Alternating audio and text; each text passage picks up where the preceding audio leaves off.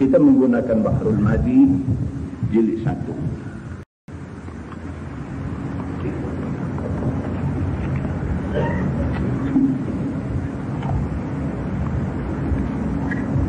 Bahrul Madi jilid 1 muka surat 5.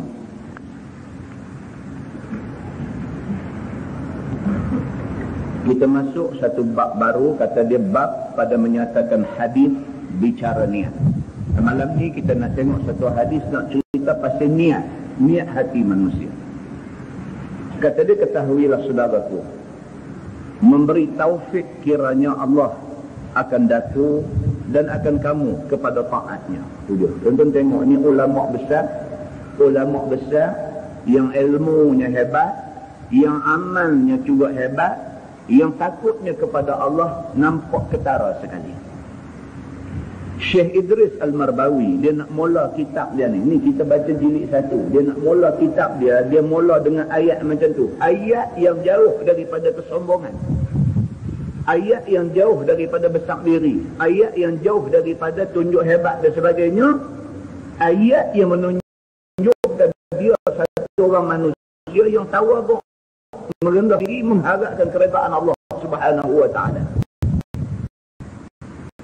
Kata Syekh Idris Al-Marbawi, katanya, ya saudaraku, ketahuilah saudaraku, memberi taufik aku akan kamu kepada taatnya.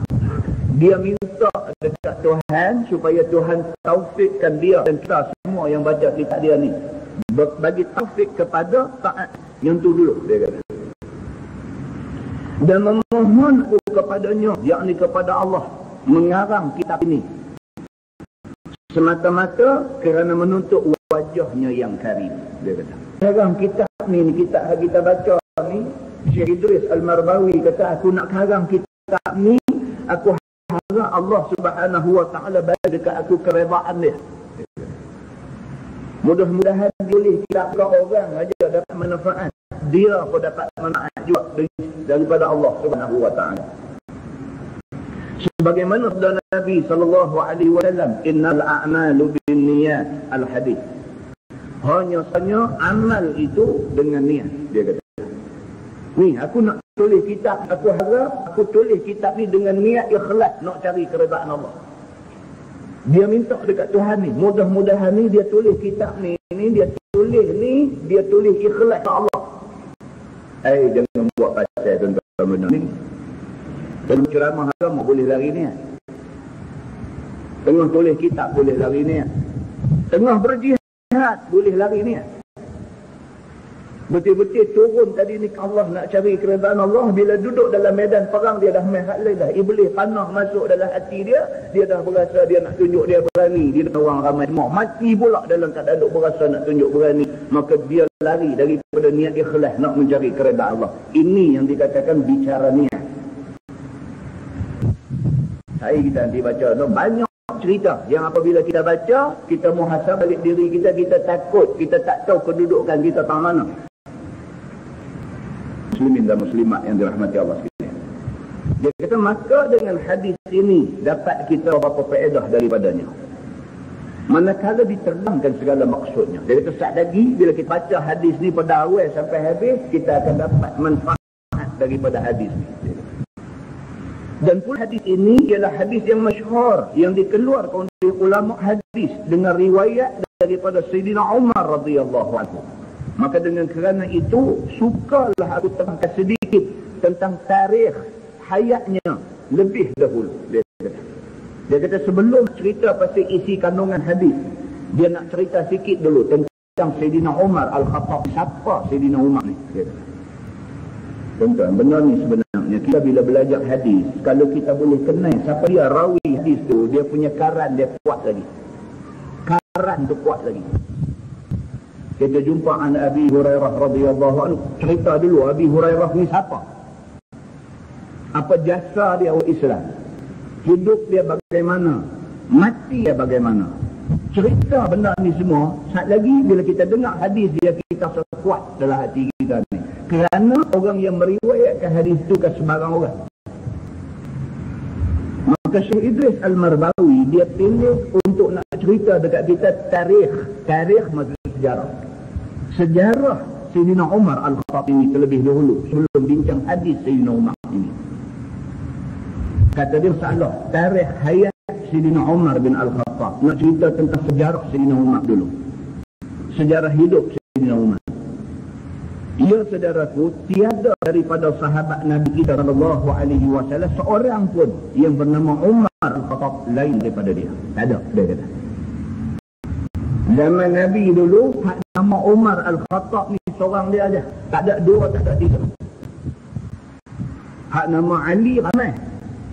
Hak nama Osman ramai. Hak nama Abdul Rahman ramai. Hak nama Abdullah lagi ramai.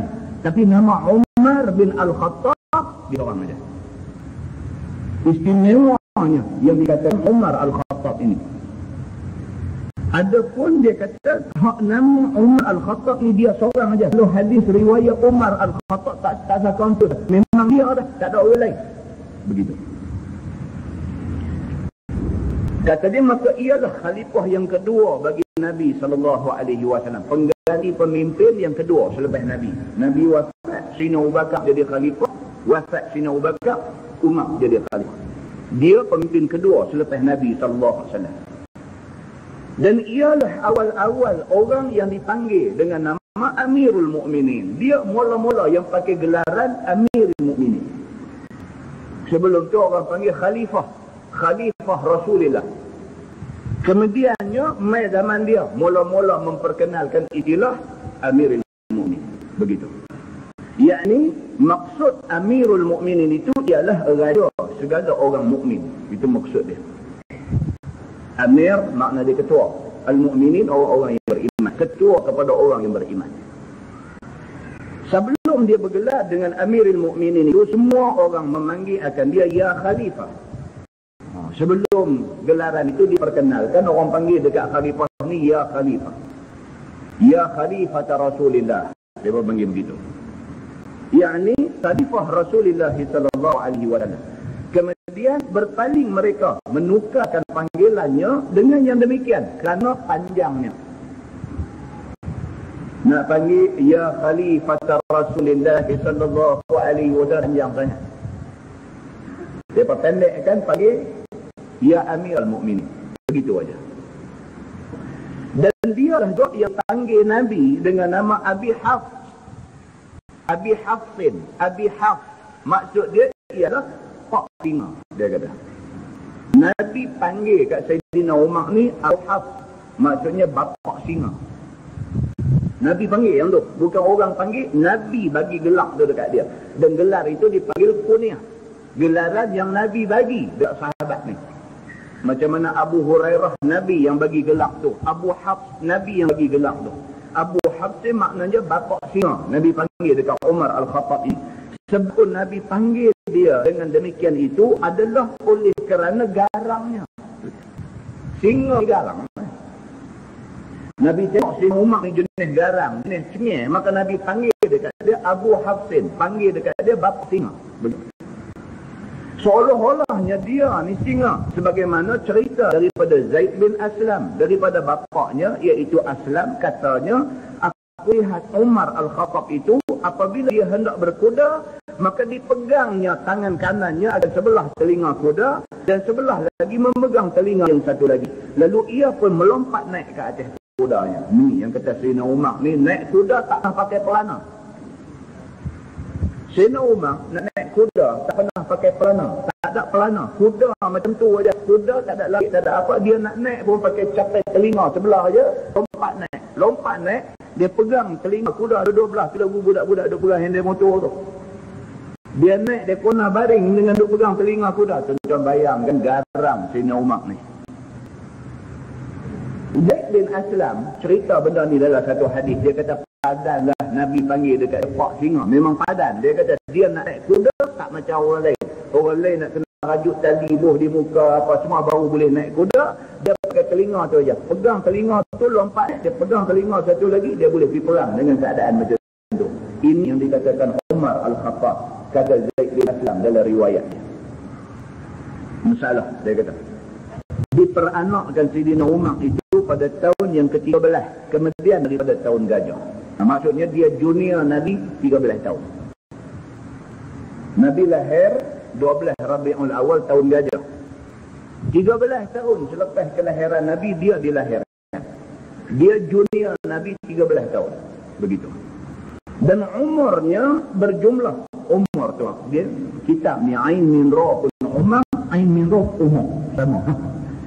Dan umurnya berjumlah 63 tahun sahaja. Dia wafat umur 63. Sama macam Nabi juga. Nabi wafat umur 63.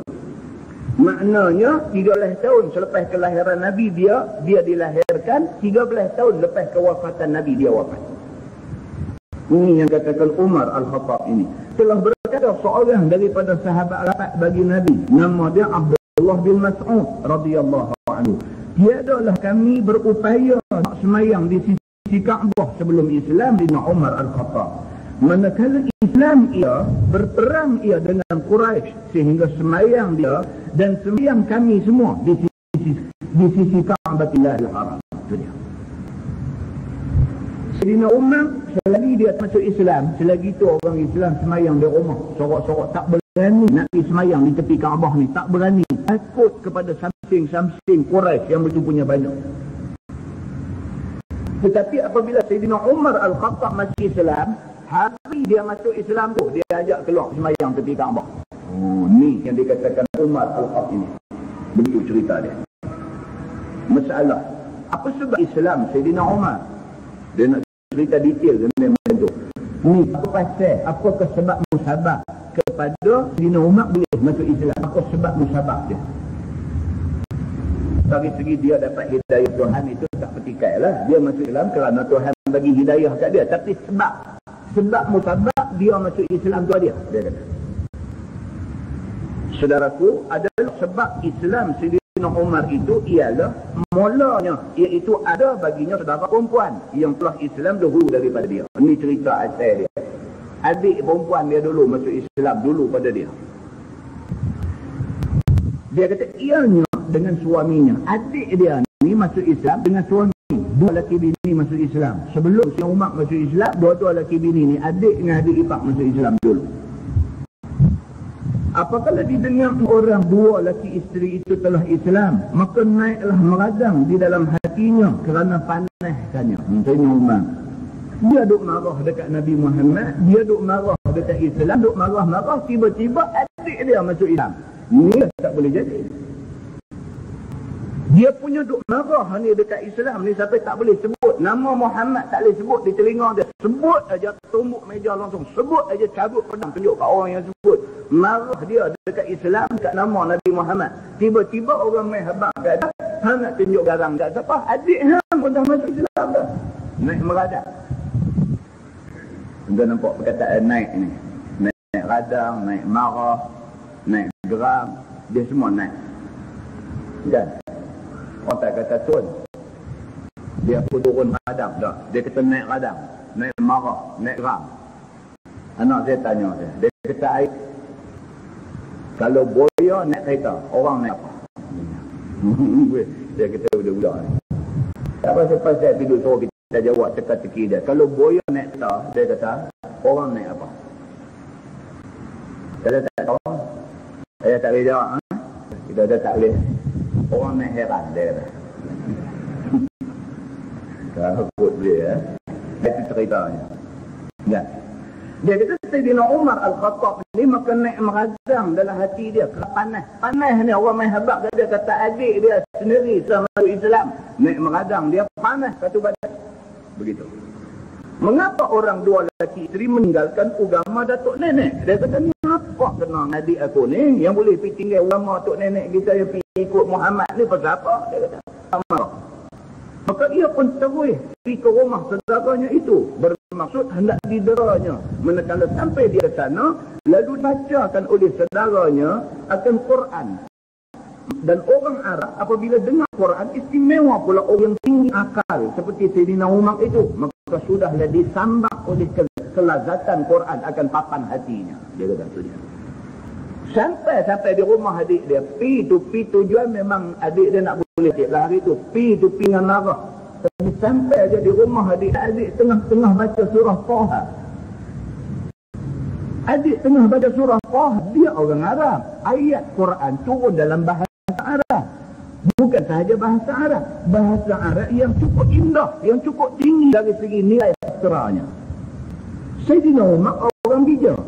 Dia bukan orang bodoh, dia orang bijak dalam masyarakat. Bila dia sampai di rumah adik dia, sampai dengan adik tengah duk baca surah Taha, ma anzalna 'alaikal Qur'an litashqa. Kami tidak turunkan Quran ini dengan tujuan nak bagi susah kepada kamu. Dia dengar ayat surah Taha ni, dia dengar tu terus jam. Kemarahan yang buak-buak dalam perut tadi ni, pi tujuan nak bagi sakit kepada adik dia. Bila sampai di sana, dengar surah Taha dibacakan oleh adik dia, temperature turun terus. Panas dalam diri tadi ni terus reda. Rasa selesa balik dia ni. Yang kata Sayyidina Umar Al-Khattab ini. Pasal apa? Dia orang cerdik. Dia orang bijak. Walaupun mai tadi dengan marah, dia mai dengar ayat tu, kemarahan tu dapat dikawal kerana kebijaksanaan, kecerdikan yang ada dalam diri. Bahkan dia kata sempurna kenyang perasaan rohnya. Roh ni bila dengar Al-Quran ni duk kecap mulut aja, cak sedap, rasa sedap ayat Quran ni. Begitu. Tuan-tuan, Quran ini santapan rohani. Orang yang beriman, dia bila dengar Quran ni, dia dengar tu dia sedap. Dia sedap tak tahu nak abang dia duduk tu. Dia telan ayat dia melengung. Ayat tu duduk tikam masuk dalam hati ni. Duduk tikam masuk. Dia reti apa yang dituntut oleh ayat tu. Itu yang beriman. Dia nak tidur malam, dia boleh pasang Quran, dia boleh pasang ayat yang dibaca oleh Abdul Rahman Sudais ni. Dia pasang tu, dia nak tidur, dia duduk dengar ayat tu, dengar, dia sedap dan tidur tu dia sedap. Lena. Sayyidina Umar Al-Khattab lebih-lebih lagi orang bijak, orang Arab Quraisy. Bila dia dengar ayat yang dibaca oleh adik dia bersurah Taha ini, ayat bukan sahaja melembutkan hati dia yang keras, bahkan memberi kelihatan kepada rohani dia. Bila dia dengar ayat tu, dia berasa cukup selesa, kenyang rohnya. Di dalam itu, dia sudah tanya-tanya. Kata dia, mana Muhammad? Mana Muhammad sallallahu alaihi wasallam? Bila dia dengar ayat tu, dia dengar. Puak-puak ni tuan-tuan, masalah tak mau dengar. Tak mau dengar. Dengar dulu apa benda yang orang duk bagi tahu, apa benda yang orang duk terang ni, ayat Quran, hadis Nabi, dengar dulu. Tak ada guna kita pergi tunjuk perangai bebai, dengar tak mau apa, tak mau nak marah. Macam tu, dengar dulu. Kalau manusia ada akal, kalau manusia yang cerdik, kalau manusia bijaksana, bila dia dengar, tak banyak sikit melunakkan hati dia. Sayyidina Umar Al-Khattab sebelum ni tak pernah dengar. Cuma tak boleh dengar nama Muhammad itu aja. Orang main sebut nama Muhammad, main habaq pula Muhammad ni bagus. Terus naik angin. Tapi hari itu saja Allah nak bagi hidayah kepada dia hari itu. Sampai di rumah haji dia, dengar adik dia duk baca surah Taha. Ayat tu dijadikan sebab musabah kepada lembut hati dia. Lepas itu turun tanya, Muhammad mana? Dan berbetulan pada masa itu ada seorang sahabat Nabi di situ yang bernama Khabbab bin Arat. Kebetulan masa dia pergi rumah adik perempuan dia ni, ada lagi satu orang sahabat Nabi yang bernama Khabbab bin Al-Arat. Ada di rumah adik Sayyidina Umar ni. Bila dia tengok Sayyidina Umar dah nampak lembut sikit, duk tanya pula Muhammad duk mana. Lalu kata dia, terimalah khabar kesukaan ya Umar. Khabbab kata dekat Sayyidina Umar. Dia kata, wahai Sayyidina Umar, dia kata, terimalah khabar kegembiraan. Engkau sebenarnya telah didoakan oleh Rasulullah sallallahu alaihi wasallam malam kemarin pada Tuhan. Dia kata, aku nak habaqkan, dia kata ni.